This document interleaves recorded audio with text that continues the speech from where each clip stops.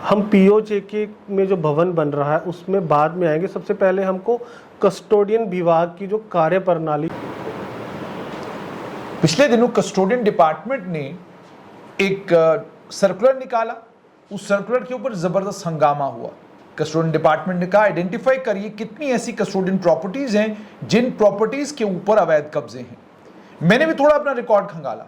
Record खंगालने के बाद पता चला कि 14 लाख कनाल के करीब करीब जमीन है जो कस्टोडियन है जम्मू कश्मीर में।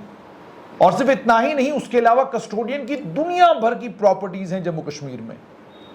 लेकिन जिन लोगों को ये प्रॉपर्टीज मिली, जो लोग विस्थापित हुए पाकिस्तान के कब्जे वाले जम्मू कश्मीर से, जो लोग वहां से उजड़ कर आए यहां बसने के लिए, उन तमाम लोगों के साथ इस समय क्या कुछ हो रहा है। क्योंकि 5 अगस्त 2019 के बाद बार बार यह कहा जा रहा है, वेस्ट पाकिस्तान के रेफ्यूजी हों, वाल्मीकि समाज के लोग हों, गोरखा समाज के लोग हों, या पाकिस्तान के कब्जे वाले जम्मू कश्मीर से आए हुए लोग हों, सभी लोगों के हुकूक दिए जा रहे हैं और इन्हें रिकग्नाइज भी किया जा रहा है जिस तरीके से रिकग्नाइज किया जाना चाहिए।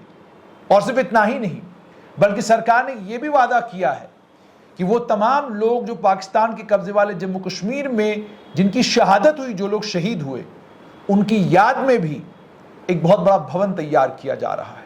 ये सब कुछ हो रहा है। लेकिन इसके बीच में मेरे साथ इन्हीं विस्थापितों के एक नेता विनोद शर्मा है। आइए इनसे समझते हैं कि अगर सरकार इतना कुछ कर रही है, इसके बीच में अब इन्हें कस्टोडियन विभाग का जो कानून है उस कानून से भी आपत्ति है। विनोद जी, बहुत बहुत शुक्रिया। बहुत धन्यवाद जुनेद साहब। सबसे पहले मुझे ये बताइए, ये जो ऐलान हुआ कि वो लोग जो शहीद हुए 1947 में, उन शहीदों की याद में भी एक भवन बनने जा रहा है, इसको कैसे देखते हैं आप? जी, सबसे पहले मैं जम्मू कश्मीर की बात करूंगा तो जब इंटेलेक्चुअल जर्नलिज्म की बात होगी जुनेद सर, तो 2019 जो 20वीं सदी और 21वीं सदी खासकर आपके नाम से याद की जाएगी जब वीडियोस खंगाले जाएंगे। क्योंकि इंटेलेक्चुअल जर्नलिज्म की हमारे जम्मू कश्मीर में जो कमी थी उसकी भरपाई आप कर रहे हैं। हम पीओजेके में जो भवन बन रहा है उसमें बाद में आएंगे। सबसे पहले हमको कस्टोडियन विभाग की जो कार्य प्रणाली उस पर मैं आपसे तफसील से बात करूंगा, लेकिन आप इस भवन के बनने को कैसे देखते हैं? बहुत जो है ये अच्छा कदम है सरकार की तरफ से कि लगभग 75 सालों के बाद जो है सरकार को लगा कि एक यादगार भवन बनना चाहिए, तो बहुत अच्छा कदम है। उसके साथ साथ जो लोगों का ये मानना है कि भवन तो बन रहा है, इसके साथ साथ जो लोग वहाँ विस्थापित हुए थे आज भी वो गुर्बत की ज़िंदगी जी रहे हैं, उस भवन से उनका क्या फ़ायदा होगा, ये सवाल आज भी हमारे लोगों के आम लोग पूछ रहे हैं। हाँ। अच्छा, मुझे विनोद जी ये बताइए कि कस्टोडियन विभाग को लेकर आप चिंतित हैं। आप ये कह रहे हैं कि जी एक विधान, एक संविधान, एक प्रधान की अगर बात है तो फिर जम्मू कश्मीर में आज भी 2 कानून क्यों? आपने इवैक्यू प्रॉपर्टी एक्ट भी यहाँ रखा है, एनिमी प्रॉपर्टीज एक्ट भी यहाँ पर लागू है। आप एक कानून ख़त्म कर दीजिए, हमें राइट्स हकूक दे दीजिए इन मकानों के ऊपर, और एनिमी प्रॉपर्टीज एक्ट के तहत जो कार्रवाई आपने बाद में करनी है वो करिए। जबकि आप भी जानते हैं कि इवैक्यू प्रॉपर्टी ख़ास तौर पर उन प्रॉपर्टीज़ के ऊपर लागू होता है कानून जो प्रॉपर्टीज़ उन तमाम लोगों की है जो जम्मू कश्मीर से विस्थापित होकर पाकिस्तान चले गए या पाकिस्तान के कब्जे वाले जम्मू कश्मीर में रह रहे हैं। आपका अपना आर्गुमेंट इसको लेकर क्या है? जुनेद सर, थोड़ा सा आपको भी धैर्य से सुनना पड़ेगा और जो जनता जनार्दन है जो हमको सुन रहे हैं उनको धैर्य से सुनना पड़ेगा, क्योंकि ये कस्टोडियन एक्ट है कि जम्मू कश्मीर में कैंसर बन चुका हुआ है अभी के समय में। अगर आप इसको समझेंगे तो आपको 1951 में शेख मोहम्मद अब्दुल्ला की उस स्पीच का जो है वो समझनी पड़ेगी। शेख मोहम्मद अब्दुल्ला ने अपनी एक स्पीच में जिक्र किया था कि जो नया जम्मू कश्मीर हम बना रहे हैं, यहाँ जो है ये लोकतांत्रिक जम्मू कश्मीर होगा जिसमें राजशाही नहीं होगी, तो मैं इंडिविजुअल ओनरशिप राइट देना चाहता हूँ जम्मू कश्मीर की जनता को। क्योंकि अंग्रेज़ों के समय में लगान की व्यवस्था थी और उसके पीछे चले जाएं तो मुग़ल काल में भी व्यवस्था थी। तो जो लोग खेतीबाड़ी करते थे, ज़मीनों की रक्षा करते थे, ज़मीनों को बचाकर रखा, तो उनको जो है कभी राइट्स दिए ही नहीं गए, उनका खून निचोड़ा गया। 1951 के बाद आज 2023 जब नया जम्मू कश्मीर की बात की जा रही है, आज वो स्थिति है कि जम्मू कश्मीर में जिन लोगों के पास जो कस्टोडियन की प्रॉपर्टीज़ थी 578 सी के तहत अलॉट हुई, आज बेचारे वो लोग अपनी ज़मीनों पर एक ईंट लगाते हैं ना कि कस्टोडियन विभाग के जो गुंडे हैं वहाँ पहुँचते हैं और वसूली के लिए कहते हैं कि अगर आपको यहाँ मकान बनाना है तो आप बात कर रहे हैं विस्थापितों की बात कर रहे हैं? में विस्थापितों के साथ साथ जो लोकल अलॉटीज थे, लोकल अलॉटीज जो 1947 से पहले यहाँ रहते थे, उनके पास भी ये जो ज़मीनें थी, क्योंकि जब आपको पता है कि बड़े पैमाने पर पलायन जो हुआ जम्मू कश्मीर से हुआ, जो ज़मीनें खाली थी तो वो यहाँ जो लोकल लोग रहते थे, जब पीओजे के डीपीस नहीं आए थे तो उनके कब्जे में ज़मीनें थी। हालांकि शेख मोहम्मद अब्दुल्ला के जो लेटर्स हैं वो चीफ सेक्रेटरी के नाम है कि इन लोगों की ज़मीनें खाली करवाई जाएँ और डीपीस को दी जाएँ, परंतु उस समय ये लोग भी लैंडलेस थे तो उन लोगों को भी ज़मीनें अलॉट की गई। परंतु आज अगर आप देखें तो उन लोगों के पास सिर्फ और सिर्फ कल्टीवेशंस के राइट हैं, वो एक ईंट अपनी ज़मीनों पर नहीं लगा सकते, बैंक से लोन अवेल नहीं कर सकते, और साथ उनको ज़मीन में मकान बनाने की ज़रूरत पड़ती है तो वो चोरों की तरह उनको अपने वहाँ पे मकान बनाने पड़ते हैं। और इन गुंडों को पता लगता है कि कोई मकान बनाने वाला है तो वो पहुँच जाते हैं और कहते हैं कि आप इनके, गुंडा शब्द का मैं इसलिए कह रहा हूँ कि उत्तर प्रदेश में आपने देखा कि अतीक अहमद का अंत हुआ तो किसी को मकान बनाना पड़ता था तो उसको गुंडा टैक्स वहाँ देना पड़ता था कि इस प्रॉपर्टी पे मकान बनाना है तो पहले मेरे से परमिशन लेनी पड़ेगी।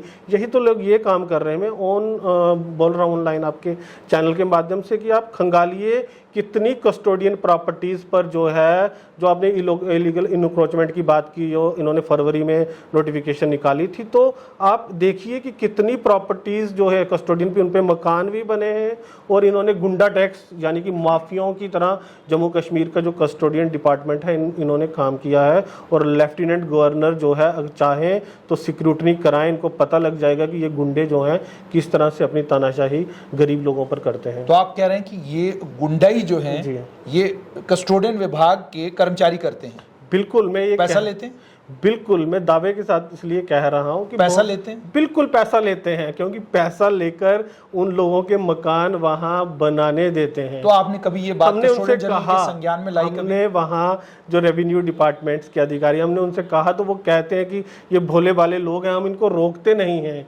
हालांकि जो कानून है वो स्ट्रिक्ट कहता है कि आप मकान नहीं बना सकते, मकान बनाओगे तो 3 साल की सजा है, मकान को कंस्ट्रक्ट नहीं कर सकते, परमिशन लेनी पड़ेगी। जब उनसे बात करते तो वो कहते हैं भोले वाले लोग हैं, हम इनको रोकते नहीं हैं। तो क्या कभी आप कस्टोडियन विभाग के कस्टोडियन जनरल के पास गए, उनको बताया आपने कि ये सब कुछ हो रहा है? जो रेवेन्यू विभाग है जैसे आरएसपुरा सब हम बताते हैं, वो लोग खुद क्या मानते हैं। पर रेवेन्यू विभाग का कस्टोडियन के साथ क्या लेना देना? में जो तहसीलदार होता है रेवेन्यू डिपार्टमेंट का, वो हेड ऑफ कस्टोडियन होता है तहसील में। तो नेचुरली सी बात है कि तहसीलदार जो पूरी तहसील होती है उसका मालिक होता है कस्टोडियन। हम उनके संज्ञान में चीज़ें लाते हैं, वो खुद मानते हैं कि वो लोग बना लेते हैं। आप सिक्योरिटी कीजिए, बने हुए हैं, और क्यों बने हुए हैं, उन्होंने पैसा लिया हुआ नहीं, लेकिन अब आप क्या चाहते हैं कि जो उन्होंने मकान वहां बनाए हैं उन मकानों को तोड़ दिया जाए? नहीं जुनेद सर, यही समझना पड़ेगा क्यों तोड़ दिया जाए। मैं शेख अब्दुल्ला के उस भाषण को फिर कोट करता हूं कि 1951 में जब शेख साहब कहा करते थे कि मैं लोगों को मालकियत देना चाहता हूं ज़मीनों की, तो 75 साल हो गए। अगर 10 साल या 15 साल किसी का कब्जा रहता है तो वो भी अल्टीमेटली कोर्ट के सामने आप देखते हैं कि उसके जो हक और हुकूक है वहाँ कोर्ट उसको मान्यता देता है। परंतु 75 साल हो गए, जम्मू कश्मीर सरकार का कस्टोडियन एक्ट ये कहता है कि जो लोग पाकिस्तान में चले गए हैं उनकी ज़मीनें हम यहाँ संभाल रहे हैं। उनकी ज़मीनें संभालने का फ़ायदा आप लोगों को क्या है, जब रेस्ट ऑफ द कंट्री में एनिमी प्रॉपर्टी एक्ट लग चुका है। यानी कि आप जम्मू कश्मीर में भारतीय जनता पार्टी की बात करता हूँ कि एक नारा देकर आए थे कि लखनपुर एंटर करते हैं तो 2 कानून हैं और रेस्ट ऑफ द कंट्री 1 कानून है। तो आप एनिमी प्रॉपर्टी एक्ट 2019 में आप लागू कर चुके हैं, तो फिर कस्टोडियन जो एक्ट है उसको क्यों लागू किया हुआ है? हमारा सीधा मानना है कि जो कस्टोडियन एक्ट है उसको ख़त्म किया जाए। एनिमी प्रॉपर्टी एक्ट यहाँ लागू है, उसको लागू करके उन प्रॉपर्टीज़ को खारिज करके इंडिविजुअल ओनरशिप राइट्स जो हैं, जो शेख अब्दुल्ला असेंबली के अंदर, यानी आप कह रहे हैं 14 लाख कनाल के करीब जो कस्टोडियन की ज़मीन है, उस ज़मीन पर जो लोग बैठे हैं उनको हक हाँ, उनकी मालकी उनको दे देनी चाहिए। और मैं साफ कहता हूँ कि 75 साल से जिन्होंने ज़मीनें संभाली हैं, जिन्होंने मकान बनाए हैं, अगर जम्मू कश्मीर सरकार वहाँ उनके हकों और हकूक़ों को छेड़ने की कोशिश करेगी तो जम्मू कश्मीर में बहुत बड़ा व्यापक आंदोलन होगा। और जम्मू कश्मीर सरकार को ये सोचना चाहिए कि 14 लाख कनाल आंकड़ा जो इलीगल, अवैध कब्जे भी तो हैं। हाँ, जो अवैध कब्जे की जब हम बात कर रहे हैं तो उस पर जरूर कार्रवाई होनी चाहिए। पर मिसाली तौर पे- 578 सी के तहत जो जमीनें अलॉट हुई हैं उसको आप अवैध कब्जा नहीं मान सकते। 578 सी के तहत जो अलॉट हुई है उनकी बात नहीं मैं कर रहा हूँ, लेकिन अगर आप कस्टोडियन प्रॉपर्टीज में जम्मू में ही अगर आप चक्कर एक लगाएं तो आप प्रॉपर्टी के अंदर जाते हैं, आप पूछते हैं भाई साहब आप कौन, जी मैं यहाँ किराए पे रह रहा हूँ। आप प्रॉपर्टी के अंदर जाते हैं, आप कहते हैं भाई मालिक कहाँ है, कहते हैं मालिक तो हमें बेचकर चला गया। अब मान लीजिए कल अगर सरकार ये तय भी करती है कि चलो जी कस्टोडियन प्रॉपर्टीज में जो लोग रह रहे हैं जिनको ये इनिशियली अलॉट हुई थी प्रॉपर्टीज, उन्हीं को ये प्रॉपर्टीज ट्रांसफर कर दी जाएंगी, लेकिन जिस अलॉटी को इनिशियली ये प्रॉपर्टी मिली थी वो तो बेच चुका, वो तो कहीं बाहर फॉरेन कंट्री में रह रहा है। इसमें हमको 2-3 चीज़ें समझनी चाहिए। 1976 से पहले हम बात करें, देखिए ये जम्मू कश्मीर में सबसे बड़ा घोटाला है ज़मीनों का, रेवेन्यू का। जिस तरह रोशनी एक्ट में घोटाला अगर आप कहेंगे तो रेवेन्यू की जांच करवाएंगे तो 1976 में से पहले किसी को अधिकार नहीं था कस्टोडियन प्रॉपर्टी को बेचने का।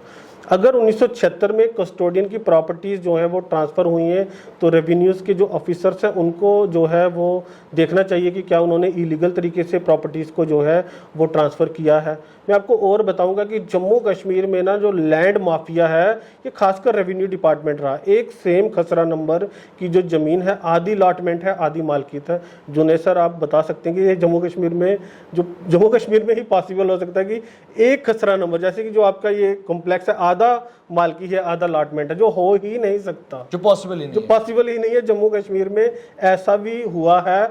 और जो लैंड, लेकिन अब आप ये जो कस्टोडियन की प्रॉपर्टीज जिनके पास है उनके लिए क्या मांग आप सरकार से करते हैं? मैं सिर्फ ये कहता हूं कि जुनेद सर, एक अगर आप देखें किसी भी देश में देखें, आज जो लोग यहाँ चले गए थे तो 10 या 20 साल का समय था कि जब जम्मू कश्मीर के हालात ठीक हो जाएंगे वहाँ से जो लोग आना चाहें तो आएंगे।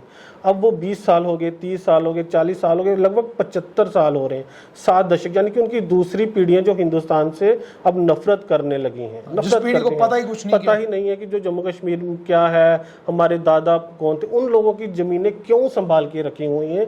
ये सरकार के ऊपर सबसे बड़ा प्रश्न है कि आप क्या करना चाहते हैं जम्मू कश्मीर को। जम्मू कश्मीर के लोगों की आप जन भावनाओं से कैसे खेल सकते हैं कि जिन लोगों को पता ही नहीं है आप जबरदस्ती उन जमीनों के ऊपर एक डिपार्टमेंट बिठाया हुआ, मैं डिपार्टमेंट नहीं कहूंगा, वे गुंडे बिठाए हुए हैं जिन लोगों के मुंह पे खून लग चुका हुआ है पैसा खाने का। और सबसे ज्यादा जो रेवेन्यू डिपार्टमेंट ने पैसा खाया होगा तो कस्टोडियन डिपार्टमेंट की जमीनों पर खाया होगा। आज आप देखें तो मैं पढ़ रहा था कि शायद आर्टिकल 17 है, ये कहता है कि आप कंस्ट्रक्शन करते हैं बिना पूछे, जब मकान को डैमेज करते हैं तो आपको 3 साल की सजा हो जाएगी। जुनेद सर, एक प्रॉपर्टी है 75 साल खत्म हो गए, प्रॉपर्टीज में थोड़ी सी उसमें डाइल्यूशन हुई है, कुछ ईंटें गिर रही हैं, तो एक ईंट भी आप अपनी मर्जी से नहीं लगा सकते, वो कस्टोडियन विभाग में जाना पड़ेगा। जब आप कस्टोडियन में जाएंगे तो वो पूरा आपको निचोड़ेंगे कि कितनी ईंटें गिरी, अगर मकान बनाना है आपको कंस्ट्रक्टर इतना पैसा देना पड़ेगा। तो ये कहाँ जायज है? क्या ये जम्मू कश्मीर? लेकिन अब आप चाहते क्या हैं?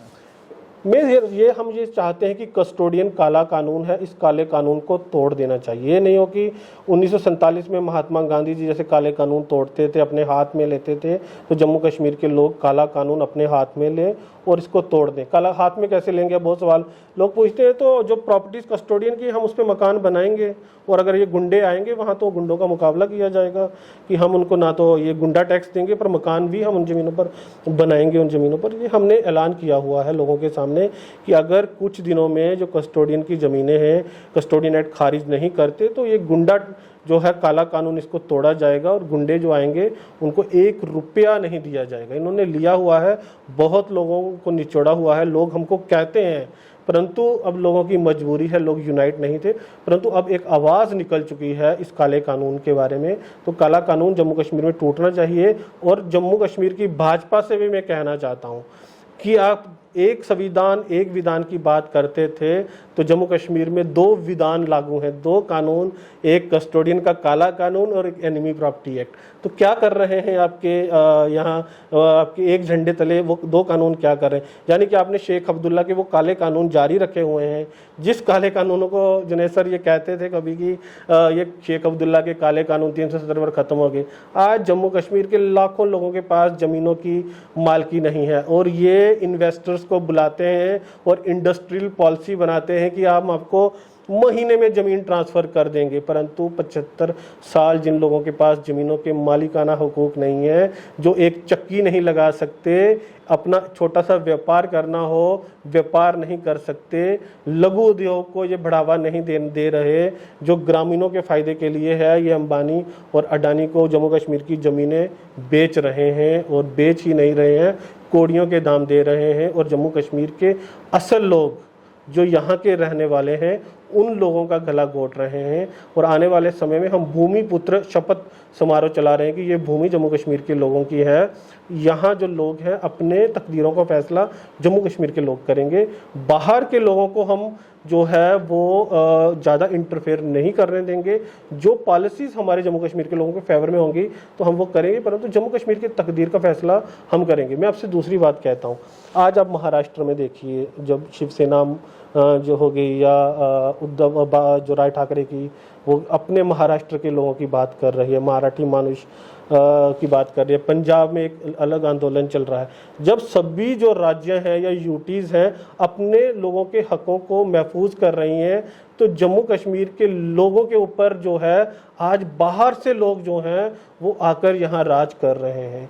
और जम्मू कश्मीर एक तमाशा बन चुका है। और मैं कहना चाहता हूँ जम्मू कश्मीर की लीडरशिप को, चाहे जब वो कांग्रेस से हो भाजपा से हो, कि अपना आत्मसम्मान जगाइए, अपने जो स्वाभिमान है, अपना जमीर बाहर के लोगों के सामने हम गिरवी नहीं रख सकते। जुनेद साहब बहुत बहुत शुक्रिया। तो आपने सुन लिया विनोद शर्मा, ये पीओजे के विस्थापितों के लिए साफ तौर पर ये कह रहे हैं कि कस्टोडियन का जो कानून है, यानी इवैक्यू प्रॉपर्टी एक्ट जो है वो कानून भी है और एनीबॉय प्रॉपर्टी एक्ट भी है। ये दोनों कानून है। इन दोनों कानूनों के चलते जो हुकूक उन विस्थापितों को मिलने चाहिए थे वो अभी तक नहीं मिले। सरकार को चाहिए कि इस इवैक्यू प्रॉपर्टी एक्ट को खत्म करे और इवैक्यू प्रॉपर्टी एक्ट को खत्म करके तमाम जितने लोग कस्टोडियन की जमीनों के ऊपर इस वक्त बैठे हुए हैं उन्हें मालिकाना हुकूक मिलने चाहिए। साथ में उन्होंने ये भी राइडर डाल दिया कि जो लोग अवैध तरीके से उनके ऊपर कब्जा करके बैठे हुए उनके खिलाफ सरकार कार्रवाई करे, हमें कोई आपत्ति नहीं, लेकिन जो मालिक हैं लंबे वक्त से इन जमीनों के ऊपर हैं और जिन्होंने ये जमीनें सजा के रखी हैं, संवार के रखी हैं, बचा के रखी हैं,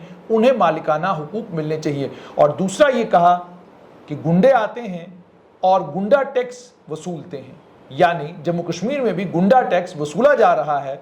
यह आपने विनोद शर्मा से सुन लिया।